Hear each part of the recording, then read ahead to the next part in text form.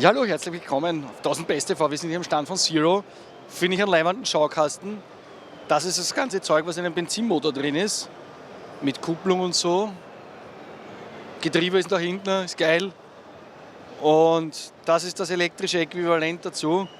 Finde ich als Techniker irrsinnig faszinierend, wie wenig man eigentlich braucht, um richtig Gas geben zu können oder Kilowatt geben zu können, wie auch immer. Jetzt schauen wir uns jemanden an, sprechen mit jemandem, the man behind the story quasi. Abe heißt er ist der CTO, also der Cheftechniker bei Zero. Kommt's mit. Ich hoffe, er hat Zeit für uns. Abe, wo war er? Wo ist er? Ah, hier. Abe, hi. Hi. You have time for me? Of course I do. That's great. Just had a look at this. Yeah, really nice stuff there. I talked to other manufacturers. Yeah. They are thinking about making electric motorcycles, and I'm seeing you're doing it since 10 years. Please let's go over there. Of course, let's do it.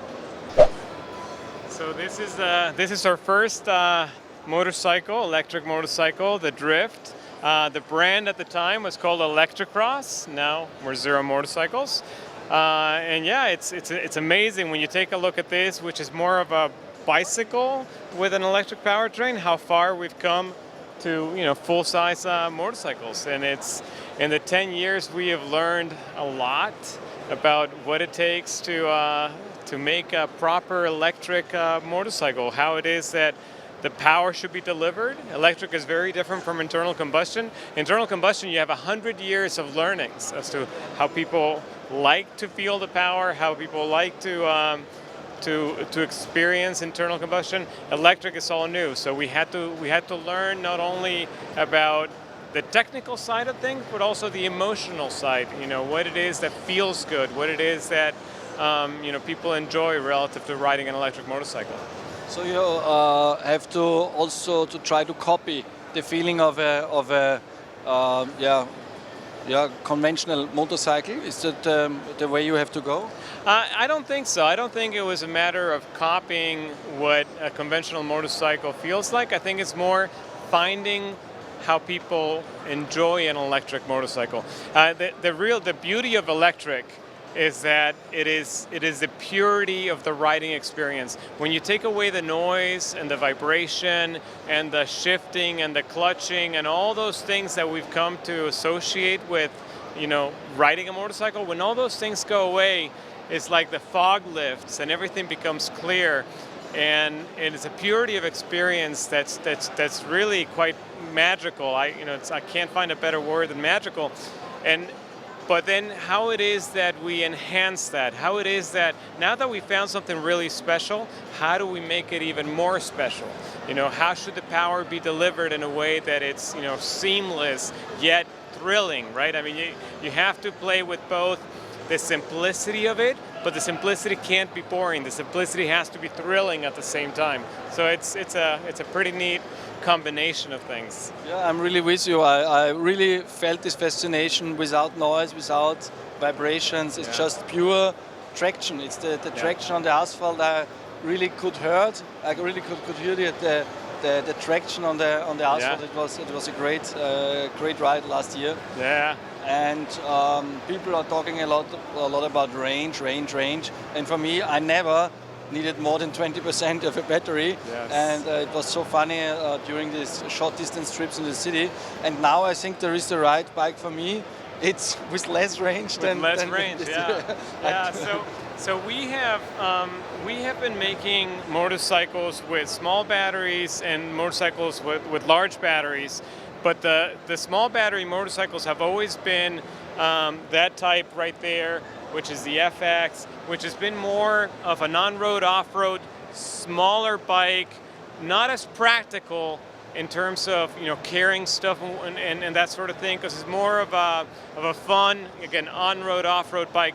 But in a practical motorcycle, we were always making big batteries, and then we thought, well, a practical motorcycle for practical commuting, if it didn't have a large battery, what could we do with a space? So if you come over to the side, what we've been able to do, it has half the battery as the bikes with the large battery. So what we've been able to do with the rear, where the rest of the battery used to be, is more storage. Oh. So again, a very beautiful, more mainstream. It's not, it's not an aggressive supermoto bike. It's not an aggressive, on-road, off-road bike. It's a more practical, beautiful bike that allows you to carry stuff in this compartment. A commuting bike. A commuting bike, yeah. So you can carry stuff in that compartment as well as where you would usually have your gas tank, right? So even though you can add, side bags and top box, you don't have to add those things to be able to carry stuff with you around the city. And again, if your commute is 15, 20, 30 kilometers, why carry a big battery? Yeah. But now for the electric hardcore fans, they love your torque, they love your power. Yeah. Let's go to the top end power bike. Sure. Yeah, so this is our the new DSR, which complements our SR. So we have two high-performance motorcycle. One's more of a dual sport that you can take on-road and off-road. The other one is more of an on-road bike, but they have the same, high-power, high-torque powertrain, and it's quite amazing. For this year, we've been able to achieve 116 foot-pounds of torque, which is about 157 Newton meters, I believe. 157. Ooh, that's impressive. Yeah, if you calculated right, it's impressive. Yeah, I believe I did, but it's 116 foot-pounds of torque, and it's quite the beautiful thing about electric, as opposed to internal combustion, is that the torque is delivered from the get-go and is very linear. So even though you have a lot of torque, it's very predictable. It's very controllable, right? So it's this magic of having a lot of force and a lot of thrills, but you're always in control of it, right?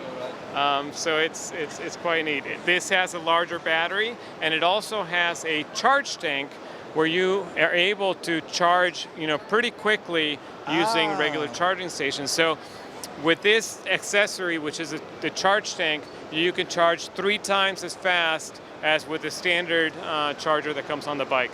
So you can go to a coffee shop or a grocery store, wherever you find these charging stations. These are the charging stations for the electric cars, or the. It's a standard. Yeah, if you go over to that bike, we can show you. It's a standard. You find everywhere. You can use the Tesla stuff there. Yeah. Okay. Hey, that's amazing. So maybe in 10 years, the other manufacturers will follow. We hope so. We hope so. It's great that we've been able to make this much progress and that we're leading the industry. But it'd be great to have companions, right? Okay. So all the best for you for the next 10 years. Thank you. Very much appreciate it. Bye-bye.